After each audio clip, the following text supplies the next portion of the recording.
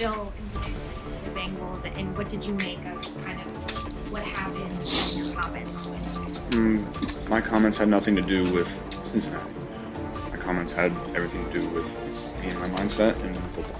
Do you feel like there's too much weight on you? It feels like if you're not perfect, the team is good enough around you to pick you up? You know, I want everything on my plate. I want, that's the position I want to be. I feel confident in all those guys in the locker room. Like I said, today, there's not a team in the NFL that would have won the game today if I was the quarterback. All right, Stephen, now you hear those comments from Joe Burrow. You buying it? You buying what he said? No, I'm not. I appreciate him manning up. He's thrown 4 interceptions over the last 2 weeks, 2 pick sixes. He hasn't been himself. Yesterday was 4 of 10, 59 yards, and picked off twice when under pressure. That's not the Joe Burrow that we know. I'm in no way saying that I don't know him. I've met him once or twice, interviewed him on First Take, got a lot of respect for his greatness as a football player, as a quarterback in the National Football League. He deserves all of our respect. We saw him guide the Cincinnati Bengals to back-to-back AFC Championship games and a Super Bowl appearance. And he came close to winning that game, by the way, against the Los Angeles Rams. We know who Joe Burrow is and what he can do. And I'm certainly not making light of the potential reality that there are other things going on in his life that have an effect on him. But he is a professional. And to look at his face and to hear his words, and then to know what the residue of being a Cincinnati Bengal can impose upon him.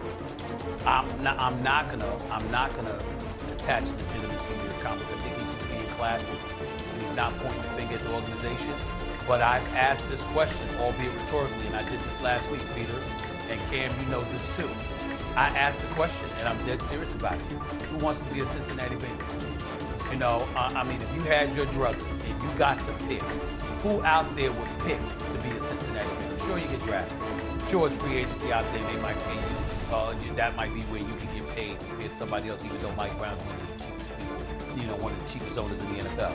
But who's salivating about being a Cincinnati Bengal? Even with Jamar Chase and T. Higgins there and Joe Burrow, that's why. It's not because of the organization. I will remind everybody that Carson Palmer once quarterback for the Cincinnati Bengals and was willing to retire rather than play for them.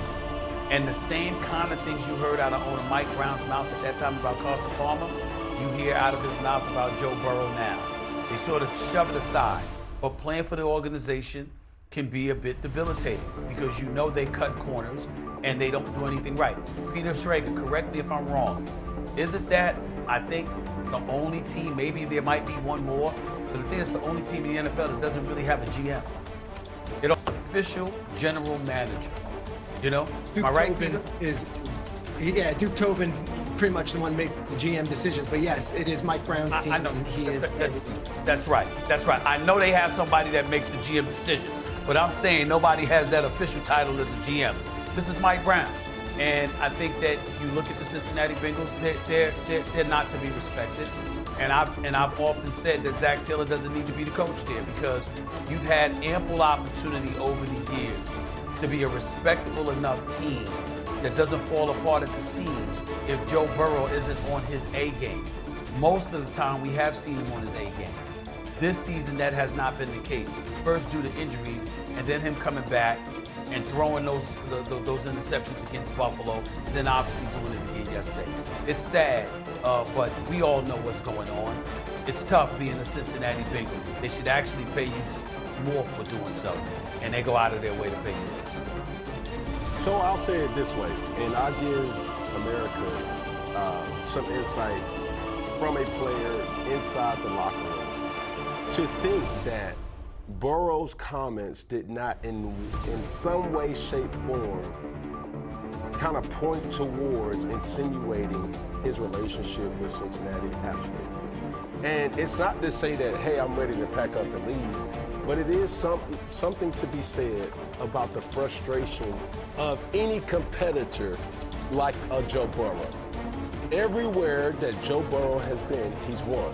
He's contending. Let's just put it that way. Well, when you get into the National Football League and you start to have revelations and realizations to say, hey, I'm not playing meaningful games.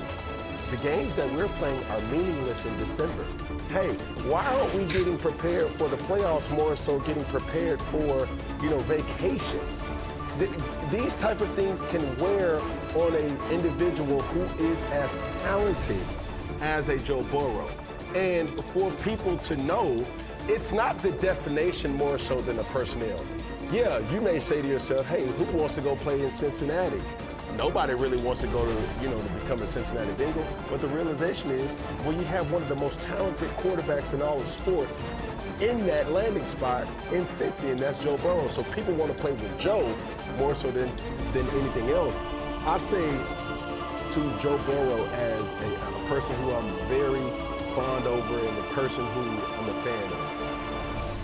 He's frustrated. And I think anybody who has been hit as much as Joe Burrow will kind of look back and say, like, yo, I literally have to do everything. I literally have to play perfect. And guess what?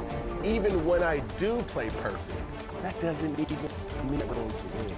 So that's the most frustrating kind of revelation that he has said. And guess what? He cannot say those type of things publicly because it's not a good look, but it's the truth.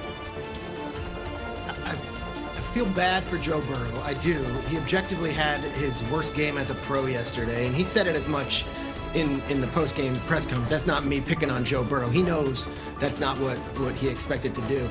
And after a week where there was such a funk around him and such a national discourse, you would have liked to have seen him light it up and put up 42 points and beat the Ravens and sweep them and stay alive in the playoff hunt. Instead, it's the exact opposite.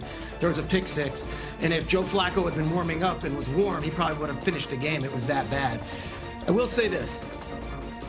It is so hazardous and it is so debilitating to that organization for us to be talking about Carson Palmer, because they thought they emerged out of that funk. That was the reputation, and that was the stink around the Bengals. Terrible facilities, cheap owner. You're practicing on what looks like to be a parking lot outside the stadium. While in Dallas, you've got the Star and the whole thing. And they get Joe Burrow, they get T. Higgins, they get Jamar Chase, they get to the Super Bowl.